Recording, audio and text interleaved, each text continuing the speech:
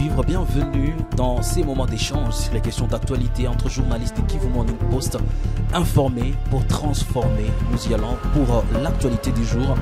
Des voies diplomatiques sont entreprises pour résoudre la question des déplacements de bornes par l'Ouganda à Rutshuru, a dit Patrick Muyaya dans une adresse faite hier. Et il faut le dire que des sources de la société civile ont alerté depuis le début de la semaine que mouvement de militaires ougandais s'est remarqué du côté Rutshuru et des bornes Fontaine ont été déplacés. Et puis nous allons parler quand même de ce communiqué de la Banque centrale du Congo qui invite la population au respect du franc congolais. Et après nous allons nous rendre dans la rédaction de Kivu Morning Post pour retrouver les webmasters de Kivu Morning Post qui va aujourd'hui nous parler de nouvelles technologies. Il s'agit bien évidemment un nouveau jalon dans l'excellence technologique. Salam, bonjour et bienvenue. Bonjour Blaise Bassabos. Bonjour chers téléspectateurs de Kivu Morning Post. Mesdames, Messieurs, vous êtes nouveaux sur la chaîne, n'oubliez pas de vous abonner. Moi et vous, on va se retrouver dans la deuxième partie pour parler de questions d'actualité pour ce jeudi.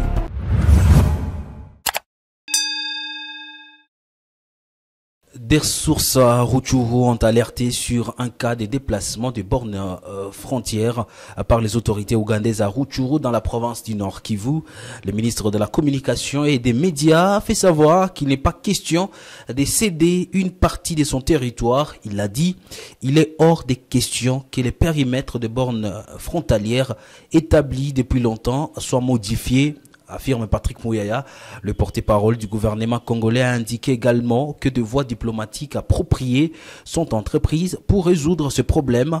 Je pense que le ministre des Affaires étrangères utilise des voies diplomatiques appropriées pour résoudre cette question, a révélé le porte-parole du gouvernement congolais. Et il faut le dire déjà, le ministre de la Défense et les ministres des Affaires étrangères ont été mis en contribution pour essayer de suivre la question de près et de trouver des solutions adéquates par rapport à cette problématique. Et dans un communiqué publié le 4 octobre 2023, la Banque centrale du Congo BCC invite les utilisateurs des billets de francs congolais à s'abstenir de toute action de nature à dégrader, à salir, à mutiler ou à susciter du mépris vis-à-vis de la monnaie nationale. La première institution financière de la République démocratique du Congo rappelle au public que le franc congolais est l'un des attributs de la souveraineté et de la fierté du pays. À ce titre, souligne-t-elle, cette monnaie symbolise notamment l'unité nationale, mérite respect et considération autant que d'autres étendards de la souveraineté nationale. Parlons une autre question des enfants utilisés dans des groupes armés à l'est de la République démocratique du Congo. Un rapport qui a été publié par l'UNICEF fait état d'un nombre croissant des enfants qui ont été tués, mutilés et d'autres utilisés par des groupes armés. Qu'est-ce qui doit être fait exactement? Ici, je vais vous proposer de suivre la réaction d'un membre d'une organisation de la société civile également qui milite pour la protection des droits des enfants. Nous condamnons avec force l'exploitation faite aux enfants. Et nous sommes en train de lancer un message aux organisations internationales nationales qui émergent dans la protection d'enfants, d'y travailler avec énergie et que la justice soit faite aux organisations ou aux groupes armés qui exploitent l'enfant. Parce que de voir comme à l'est de la République démocratique du Congo, nous sommes en train de parcourir, de traverser un moment de guerre. Vous allez voir dans plusieurs groupes armés, ce sont les enfants qui sont victimes et qui sont exploités dans les groupes armés.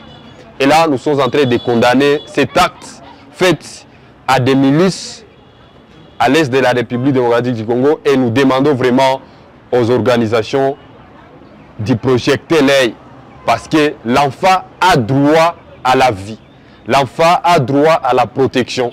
Sur le plan international, nous allons nous rendre aujourd'hui pour une première expérience. Rendons-nous en direct de la rédaction de Kivu Morning Post pour parler de cette innovation technologique.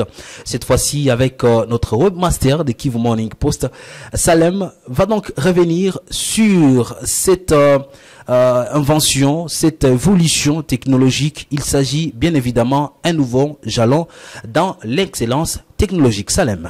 Chers téléspectateurs de Kivu Morning Post, découvrez le Pixel 8, un smartphone qui allie esthétique raffinée, performance exceptionnelle et autonomie de pointe pour répondre à tous vos besoins. Son design captivant marie habituellement un cadre en aluminium à un dos en verre Gorilla Glass 6, disponible à 3 élégantes définitions, noir, blanc et argent. L'écran OLED de 6,3 pouces doté d'un taux de rafraîchissement de 120 Hz offre une expérience visuelle d'une fluidité exceptionnelle. Les couleurs éclatantes et les détails nets font du Pixel 8 un écran parmi les meilleurs de sa catégorie, offrant une immersion totale de vos contenus préférés. Nous aurons donc la chance, toutefois que nous le pouvons, d'aller rencontrer un journaliste qui a travaillé sur une question et avoir le temps d'en parler avec vous dans l'actualité du jour. Mesdames et messieurs, vous voulez découvrir l'intégralité de cet article qui revient sur l'innovation de ces téléphones Pixel 8. Allez donc visiter les www.kivumorningpost.cd pour être à la ligne de l'actualité. D'autres informations sont à suivre sur les sites internet de votre chaîne. D'ici là, mesdames et messieurs, moi et vous, on va se quitter pour se retrouver très prochainement. Portez-vous bien.